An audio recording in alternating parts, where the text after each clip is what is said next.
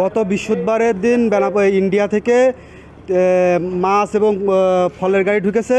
সে গাড়ি কাস্টম বিভিন্ন সমস্যার কারণে সে গাড়িগুলো আটকে রয়েছে।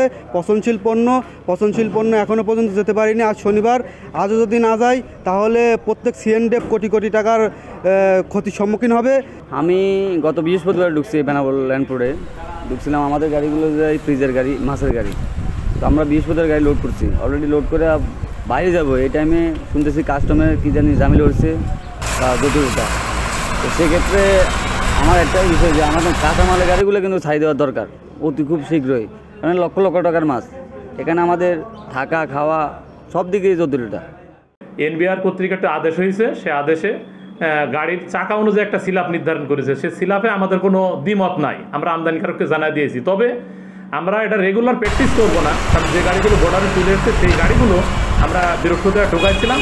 এবং এতে আদেশের 4 নম্বর অনুচ্ছেদে বলা আছে যে কোনো সিলাপ অনুযায়ী যদি পণ্য কম থাকে তাহলে 4 নম্বর অনুচ্ছেদ ফলো করে কাস্টম আমাদেরকে শুল্কায়ন করে মাল ছেড়ে দেবে। কিন্তু কাস্টম আমাদের এই 4 নম্বর অনুচ্ছেদ ফলো না করে আমাদের মাল বেআইনিভাবে আটক করে রেখেছে এবং আজ পর্যন্ত আমাদের মাল ছাড় করায় নাই। এক্সপোর্ট ইম্পোর্ট অ্যাসোসিয়েশনের পক্ষ থেকে আমরা সমস্ত পেরিশাবল আইটেম আজকের ইম্পোর্ট বন্ধ রেখেছি বেনাপোল বন্দর দিয়ে। এনবিআর কর্তৃক যে আদেশ জারি করা হয়েছে, 6 চাকার গাড়িতে 17 টনের জায়গায় 23 টন আনারের ডিউটি দিতে হবে এবং আঙুরও ঠিক চাকা ভিত্তিক বাড়িয়ে দিয়েছে, কমলা বাড়িয়েছে। আমি ব্যবসায়িক হিসেবে যেটা মনে করি, এইভাবে যদি চাপ দেওয়া হয় তাহলে আমাদের ব্যবসায়ীরা অচিরে ব্যবসা বন্ধ করে দেবে, কারণ আদৌ আমাদের পক্ষে এই ব্যবসাটা চালানো সম্ভব না।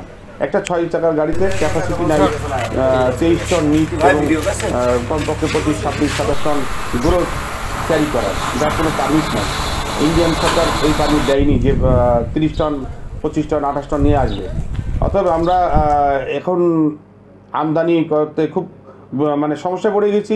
ইতিমধ্যে বেনাপোল বন্দর সহ পেট্রাপোল বন্দরেও প্রায় 50 থেকে 100 গাড়ি ফল, মাছ সহ অনেক খাদ্যদ্রব্য আটকে আছে, যা আমরা ঢোকাতে পারছি না সরকারের এই নিয়ম বেঁধে দেওয়ার কারণে। অচিরে এই নিয়মটা যদি বাতিল না করা হয় তাহলে আমাদের পক্ষে ব্যবসা করা সম্ভব নয়।